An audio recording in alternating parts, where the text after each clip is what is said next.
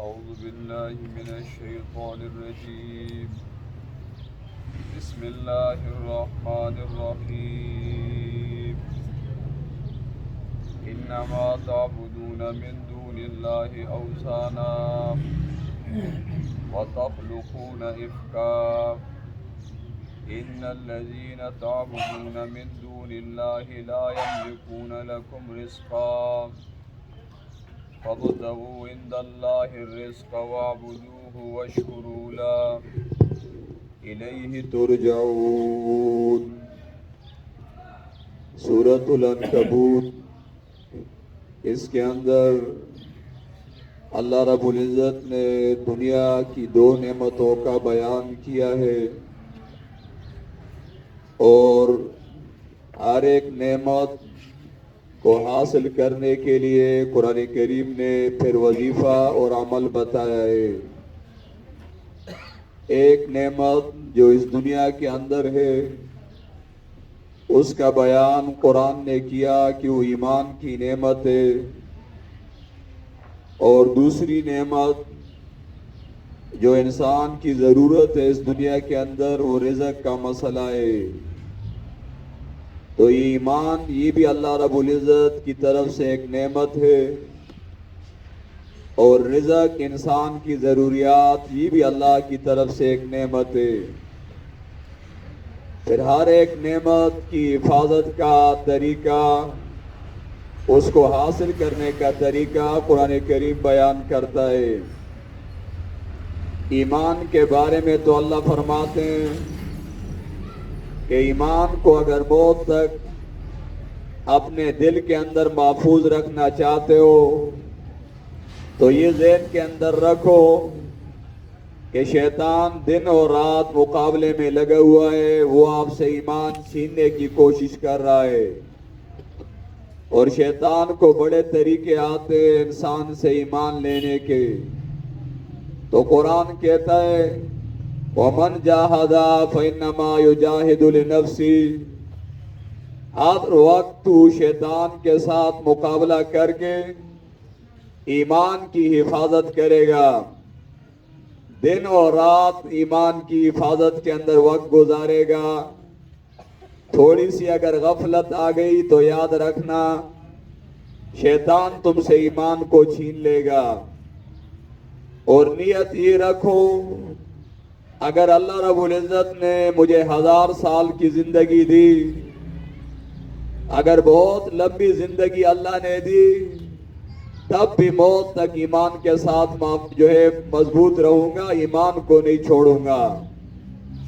اس پر واقعہ نوح علیہ السلام کا قرآن بیان کرتا ہے سورہ عنکبوت میں کہ نوح علیہ السلام پیغمبر کو دیکھو، صرف 950 سال تو اس نے دعوت کا کام کیا تھا، اور علماء فرماتے ہیں اس کی عمر تقریباً 1600 سال ان کی عمر تھی نوح علیہ السلام کی، اور 16 صدیاں اس نے ایمان کی حفاظت کی۔ اتنی لمبی زندگی وہ ایمان کی دعوت دیتا رہا، لیکن ایمان اس نے چھوڑا نہیں۔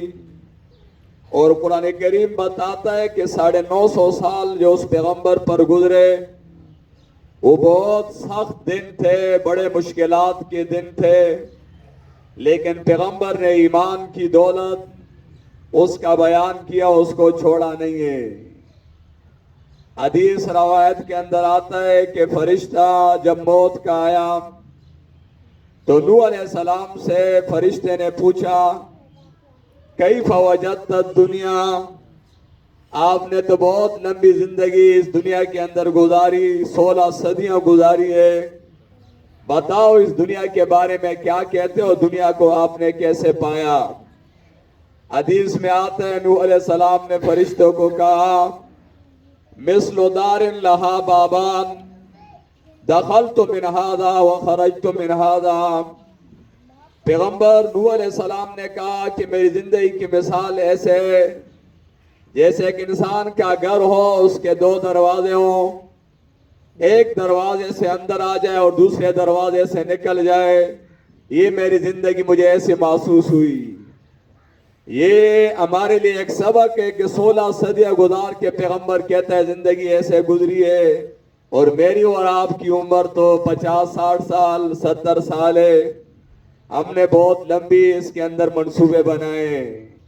اس لیے قرآن کہتا ہے ایمان کی حفاظت اگر 1000 سال زندگی اللہ دے تو نیت یہ کرو کہ موت تک ایمان کے ساتھ اپنے آپ کو مضبوط رکھوں گا. اور دوسرا واقعہ قرآن ابراہیم علیہ السلام کا بتاتا ہے سورہ عنکبوت میں. یہ کیوں؟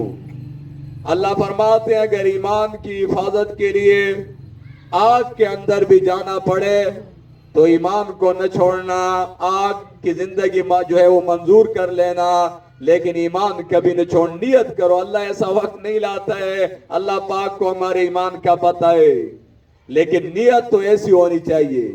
دیکھو سارے دنیا ایک طرف ہے، وقت کا بادشاہ ہے، فوج اور گاؤں علاقے کے لوگ. یہ تو چھوڑو، ابراہیم علیہ السلام کا باپ سب سے زیادہ لکڑ اس نے لائی تھی اپنے سکے باپ نے. اور یہ کوئی آسان کام نہیں ہے. انسان کا دل درد کرتا ہے کہ باپ سکا باپ ہے وہ بھی لکڑ لا رہا ہے. کیوں لاتے ہو؟ آج اپنے بیٹے کو جلانا ہے. فوج اور حکومت ساری انسانیت جمع ہے، کھڑی ہے. نوح اور پیغمبر ابراہیم علیہ السلام کو آگ میں ڈالتے. یہ وقت بھی پیغمبر ابراہیم علیہ السلام پر گزرا ہوگا.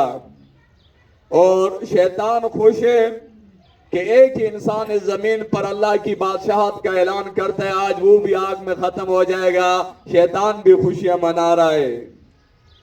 اور ابراہیم علیہ السلام کو جب رسیوں میں باندھا آگ میں پھینکنے کے لیے، اس وقت فرشتے نے کہا تھا اللہ کا منہاجا، اگر ہماری کوئی ضرورت ہو تو ہم اللہ کی طرف سے آئے، اس آگ کو ختم کر دیں گے. پیغمبر ابراہیم علیہ السلام نے کہا جس ذات کے لیے مجھے ڈالتے ہیں اس ذات کو میرے حال کا علم ہے، آپ بے غم رہو. اور پھر پیغمبر نے آسمان کی طرف دیکھا. جب آگ میں ڈالنے لگے اس وقت آسمان کی طرف دیکھا اور یہ کہا اللہم انت فی السماء، اللہم انت الواحد فی السماء وانا الواحد فی الارض. اللہ تو آسمانوں میں اکیلا تیری بادشاہت ہے، اور ربا اس زمین پر میں اکیلا تیری بادشاہت کا اعلان کرتا ہوں. اور ربا اگر آج انہوں نے مجھے آگ کے اندر ختم کر دیا تو اس زمین پر پھر کوئی تیرا نام لینے والا نہیں ہوگا. ربا میری حفاظت کرنا. اور حدیث میں آتا ہے جب آگ میں پھینکنے لگے اس وقت یہ کلمات پیغمبر کے زبان پر تھے، حسبنا اللہ و نعم الوکیل، حسبنا اللہ حسبی اللہ و نعم الوکیل. ساری دنیا فوج اور بادشاہ ایک طرف ہے، باپ اور قوم رشتہ دار سب ایک طرف ہے، اور میں تنہا. حسبی اللہ، بس ایک اللہ میرے لیے کافی ہے، وہ اللہ میری امداد کرے گا. اور اس اللہ پاک نے پھر ایسی امداد کی. قرآن کہتا ہے براہ راست اللہ نے کہا قلنا یا نار کونی بردا وسلاما علی ابراہیم. اللہ نے براہ راست آگ کو 2 حکم دیے. ایک حکم یہ تھا کہ میرا پیغمبر آ رہا ہے، اور مہمان جب آتا ہے تو مہمان کی عزت یہ ہے کہ اس کے لیے جگہ کا انتظام کیا جائے. آگ کو اللہ نے کہا ٹھنڈی ہو جا، کہیں میرے پیغمبر کو تکلیف نہ پہنچ جائے. اور دوسرا یہ مہمان ہے اس پر سلام بھی کرنا، بردن و سلاما علی ابراہیم. علماء فرماتے جب آگ کے اندر ابراہیم علیہ السلام آگ کے اندر داخل ہوئے، ایک تو آگ ٹھنڈی ہو گئی، اور علماء فرماتے ہیں اس وقت جب اللہ نے آگ کو کہا ٹھنڈی ہو جا، پوری دنیا کی آگ ٹھنڈی ہو گئی تھی. جب انسان دین کے لیے قربانیاں کرتا ہے تو اللہ پاک پھر دکھاتا ہے اپنی طاقت اور قدرت. اور دوسرا یہ کہ جب آگ کے اندر داخل ہوئے تو آگ چاروں طرف سے یہ آواز آ رہی تھی سلام علی ابراہیم، سلام علی ابراہیم. آپ نے تو ایمان کے لیے ایسی قربانی کی جس کی مثال دنیا پیش نہیں کر سکتی ہے. سلام سلام سلام علی ابراہیم، سلام علی ابراہیم. یہ قرآن مجھے اور آپ کو سبق دیتا ہے کہ آپ کے بڑے دنیا کے اندر وہ انبیاء علیہ السلام پیغمبر تھے، انہوں نے ایمان کی حفاظت کے لیے کتنی قربانیاں کی گئی. تو بھی کچھ نیت کر. پٹھان کہتے ہیں لنڈیا پلڑ ضائع ہوئی جاؤ رستہ میں شرانوں سے گڑی دی. پٹھان کہتے ہیں کہ دیکھ تیرے اکابر نے دنیا میں کیا کیا تیرے بڑوں نے, تو بھی ایسا کر. نیت یہ کر اگر ایمان کی حفاظت کے لیے آگ میں جانا ہو تو میں قبول کر دوں گا, لیکن موت تک میں ایمان چھوڑنے کے لیے تیار نہیں ہوں. اور حدیث میں آتا ہے انما الاعمال بالنیات. امام الانبیاء محمد عربی صلی اللہ علیہ وسلم فرماتے ہیں جیسے نیت کرو گے اللہ تمہیں ویسے چلائیں گے. نیت ہماری یہ ہے کہ ربا تیری کتاب قرآن سامنے پڑا ہے اور ربا تیری ذات کو گواہ بناتے ہیں کہ موت تک انشاءاللہ ایمان نہیں چھوڑیں گے, ایمان کے ساتھ موت تک مضبوط رہیں گے. اس لیے حدیث کے اندر دعا پیغمبر بتاتے ہیں ایمان کی مضبوطی کے لیے. آسان دعائیں ہر نماز کے بعد یہ پڑھنی چاہیے.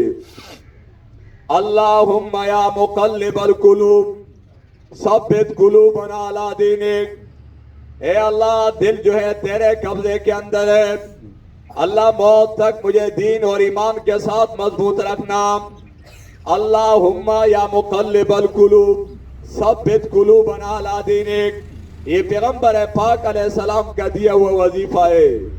اور دوسرا فرماتے تھے اللہم یا مصرف القلوب صرف قلوبنا الی طاعتک. اللہ میرے دل تیرے قبضے کے اندر ہے, اللہ موت تک میرے دلوں کو اپنی دین کی طرف, اپنی کتاب قرآن کی طرف پھیرنا. اللہ شیطان مقابلے میں لگا ہوا ہے, ہم کیا کریں گے؟ ہم یہ دعا مانگیں گے, اس کے ذریعے اپنی ایمان کی حفاظت کریں گے. نیت یہ کریں گے کہ موت تک اس ایمان کے ساتھ مضبوط رہیں گے. یہ شیطان کا مقابلہ ہو رہا ہے. ابھی ہم نماز پڑھ کے آ گئے تو نماز کے اندر بھی ہم شیطان کے ساتھ مقابلہ. شیطان کدھر چھوڑتا ہے نیک اعمال کے لیے, وہ کدھر چھوڑتا ہے؟ اس لیے کہ وہ خود جہنمی ہے, ہمیں بھی اپنا ساتھی بناتا ہے جہنم کا. شیطان کی دوستی ہم نہیں کریں گے.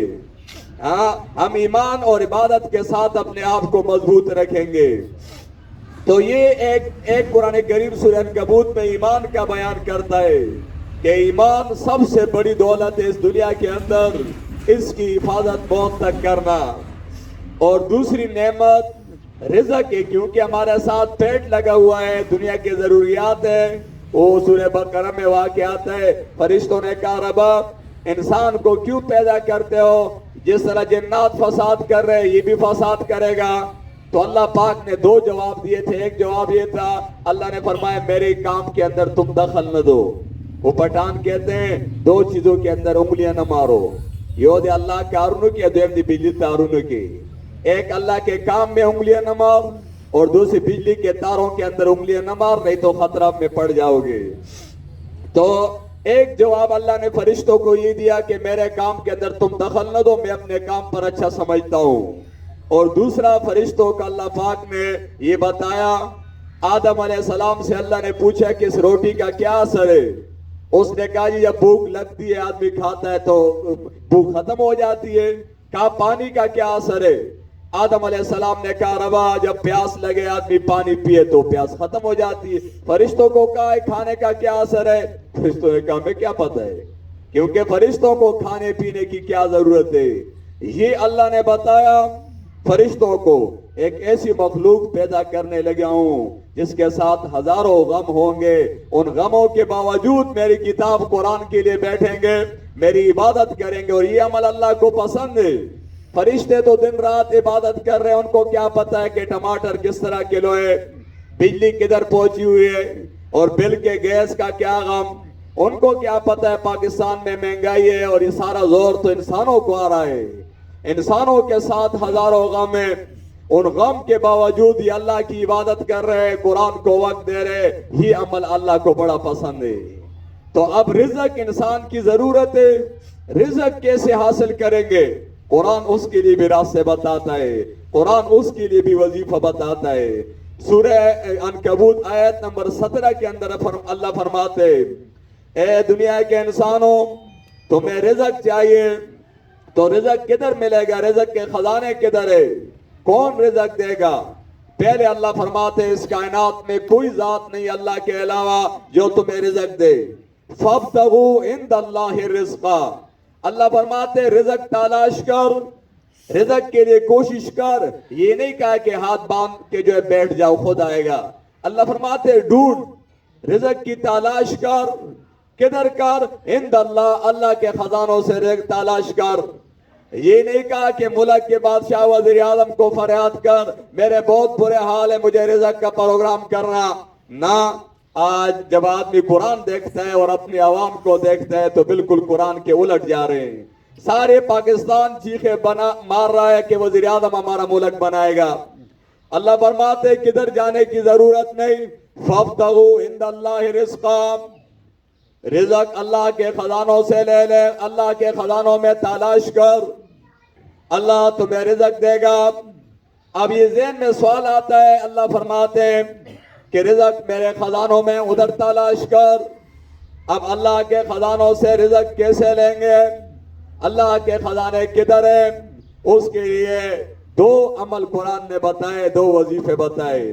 ایک بات کہا وعبدو, اگر رزق کی برکتیں چاہتا ہے تو عبادت کو زور دے, رکوع اور سجدہ اللہ کی دربار پر کر, عبادت کر, نماز پڑھ, اس سے رزق کی برکتیں آتی ہیں. حدیث میں آتا ہے ایک آدمی آیا, اس نے پیغمبر پاک علیہ السلام کو فرمایا جی میرا یہ بھائی ہے, ہر وقت آپ کے پاس بیٹھے رہتا ہے, دین سیکھتا ہے, میں سارا دن کام کرتا ہوں. پیغمبر علیہ السلام نے فرمایا لعلک ترزق بی, شاید تجھے بھی جو رزق کی برکتیں مل رہی ہیں اس بھائی کی وجہ سے مل رہی ہیں, کیونکہ یہ تیرا بھائی اللہ کی کتاب قرآن پڑھتا ہے, حدیث پڑھتا ہے, اس سے برکتیں آتی ہیں. اور اس کی مثال ابھی عنقریب انشاءاللہ ایک دو ہفتے میں رمضان آ رہا ہے, پریکٹیکل ہم دیکھ لیں گے کہ عبادت کے رزق کیسے بڑھتا ہے. رمضان کے مہینے کے اندر لوگ دنیا کے کام کم کر دیتے ہیں کیونکہ گرمی ہوتی ہے, لیکن رزق زیادہ ہو جاتا ہے. شام کو غریب کے گھر میں بھی سب 3-4 قسم کا سالن پڑا ہوا ہے. عقل تو یہ کہتی ہے دنیا کا کام کم تو رزق بھی کم ہونا چاہیے, لیکن اللہ بتانا چاہتے ہیں کہ عبادت چونکہ رمضان میں زیادہ, قرآن کی تلاوت 12 مہینوں میں سب سے زیادہ رمضان کے مہینے میں ہوتی ہے. عبادت تہجد کی نماز اس مہینے میں زیادہ, رکوع سجدہ ذکر اذکار زیادہ, اور سب سے بڑی عبادت روزہ. جب عبادت زیادہ تو رزق بھی زیادہ. یہ ہمیں قرآن اور حدیث بتاتی ہے کہ عبادت کے ساتھ اللہ نے رزق رکھی ہے. جتنا عبادت زیادہ کرو گے اتنا رزق زیادہ ملے گا. اور دوسرا عمل, ایک تو عبادت زیادہ کرو, اور دوسرا واشکروا لہ, اللہ کا شکر ادا کر. شکر سے رزق زیادہ ہوتا ہے. سورہ ابراہیم کے اندر بھی اللہ رب العزت نے یہ بتایا آیت نمبر 7 کے اندر, وَإِذْ تَأَذَّنَ رَبُّكُمْ لَئِنْ شَكَرْتُمْ لَأَزِيدَنَّكُمْ, اللہ فرماتے ہیں اگر تم شکر ادا کرو گے لَأَزِيدَنَّكُمْ, تو مجھے میری ذات کی قسم ہے میں تمہاری نعمتیں زیادہ کروں گا. یہ تو قرآن کا دیا ہوا وظیفہ ہے. شکر کے ساتھ برکت ہے, اور یہ سب سے بڑی برکت یہ کہ جس آدمی کی عادت شکر کی ہو, کسی حکومت کے اندر, کوئی بھی حکومت ہے, یہ نہیں ہے کہ صرف عمران خان کی حکومت, کوئی بھی حکومت ہے, لیکن اس کی عادت یہ ہے قرآن پر یہ عمل کرتا ہے اور یہ شکر ادا کرتا ہے. جب پوچھو بھائی سناؤ گھر کے حالات, یہ الحمدللہ اللہ نے بہت کچھ دیا ہے, الحمدللہ اللہ نے مجھے گھر دیا ہے, بچے اولاد دیے, الحمدللہ اللہ نے رزق دیا ہے, کسی کا محتاج نہیں ہوں. جو آدمی شکر ادا کرتا ہے تو نقد فائدہ اس کا یہ ہے کہ وہ دل کی پریشانی اس پر نہیں آتی ہے, وہ ہر وقت مطمئن رہتا ہے, کوئی بھی حکومت ہو اسے پرواہ نہیں ہے. اور جو آدمی ناشکری کرتا ہے یہ ہر حکومت میں پریشان ہوتا ہے, چیخے مارتا ہے, کچھ بھی نہیں ہے, برے حالات ہے. ابھی اللہ نے بہت کچھ دے دیا ہے. یہ بڑے عمر کے ہمارے حضرات بیٹھے ہوئے یہاں پر, بزرگ حضرات, ان سے پوچھو نا, آج سے 40-50 سال پہلے یہ گندم کی روٹی بہت کم خان لوگوں کے گھر میں کبھی کبھی پکاتے تھے.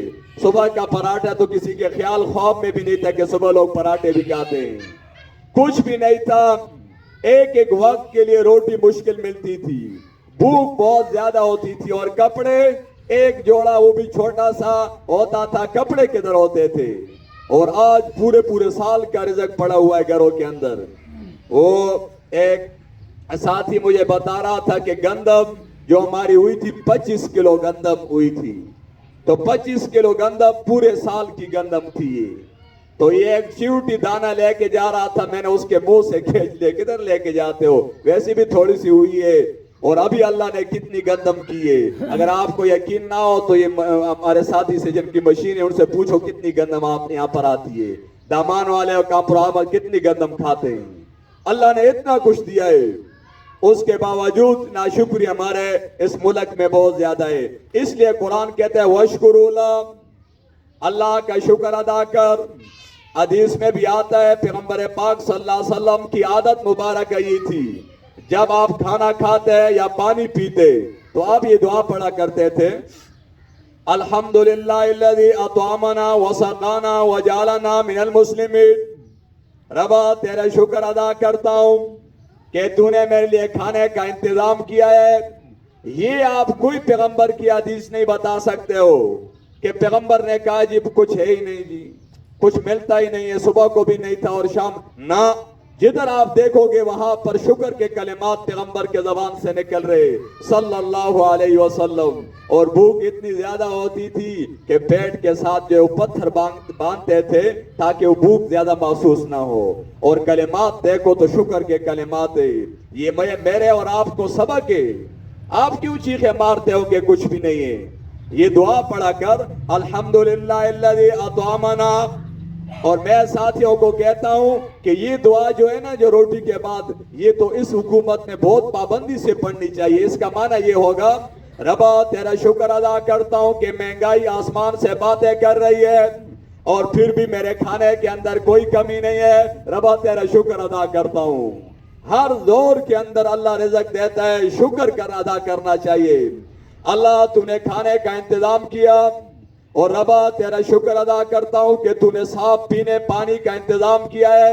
اور ایک اور چیز بھی پیغمبر نے بتائی وَجَعَلَنَا مِنَ الْمُسْلِمِينَ. اور ربا کھانا پینا یہ بھی نعمت ہے, لیکن اس سے بڑی نعمت اسلام کی نعمت وہ بھی تو نے دیے. دنیا کا کافر بھی روٹی کھاتا ہے, مسلمان بھی کھا رہا ہے. مسلمان ایمان اور اسلام کی حالت میں کھا رہا ہے, اور دنیا کے کافر وہ اللہ کی بادشاہت کا انکار کر کے روٹی کھا رہے ہیں, ان پر لعنت برس رہی ہے. مسلمان جب روٹی کھاتا ہے اور شکر ادا کرتا ہے, اس پر اللہ کی رحمتیں برستی ہیں. تو یہاں پر بھی یہ پروگرام, یہاں پر ساتھیوں کو جمع کرنا, یہ بھی ایک شکر ہم ادا کرنا چاہتے ہیں کہ اللہ پاک نے ہمارے بھائی کو پہلے بھی بہت کچھ دیا ہے اللہ نے, اور پھر یہ اتنی جو ہے جگہ اللہ پاک نے یہاں پر دی ہے, یہ سب اللہ کی نعمت ہے. اور پھر انہوں نے ایک اور نئی مشین جو ہے خریدی ہے, تو انہوں نے کہا بسم اللہ کر کے اللہ کے نام سے اس کو شروع کریں گے تو برکت ہوگی. تو یہ سب اللہ کی نعمت ہے, اور اللہ کی کلام قرآن برکتوں والی کتاب ہے. اور انشاءاللہ دعا بھی کریں گے کہ اللہ پاک ان کی جگہ کے اندر اس کام میں اللہ بہت برکت ڈالے. اور جتنے یہاں پر ہمارے مسلمان بھائی ہیں اور جو باہر ملکوں کے اندر مسلمان جو بھی کام کر رہے رزق حلال, اللہ سب کو برکتیں دے. اللہ نعمت جو دنیا کی نعمت ہے بھی اللہ نصیب کرے, کسی کا اللہ محتاج نہ بنائے. اور اصل نعمت ہے قبر اور قیامت کے میدان کی ہے, وہ بھی اللہ پاک ہم سب کو نصیب کرے. اور ہمارے جتنے بھی ساتھی یہاں پر آئے ہیں, اللہ پاک سب کا آنا اپنے دربار میں قبول کرے. اور یہ ہماری 25 منٹ کی قرآن کی مجلس, اس کو اللہ پاک اپنے دربار میں قبول کرے اور قیامت کے دن ہمارے لیے نجات اور عزت کا ذریعہ بنائے. اور ہمارے قیامت کے دن اللہ پاک یہ قرآن کی مجلس قیامت کے دن ایسا ہو کہ اللہ پاک ہمارے گناہوں پر پردے ڈال دے, اللہ یہ مجلس اس کا سبب اور ذریعہ بنائے. اور اللہ پاک اس کام میں اور جگہ پر ہمارے بھائی جنہوں نے پروگرام رکھا ہے, اللہ ان کو بہت برکت عطا کرے. اللہ موت تک ایمان اور قرآن کے ساتھ مضبوط رکھے. دعا کرنے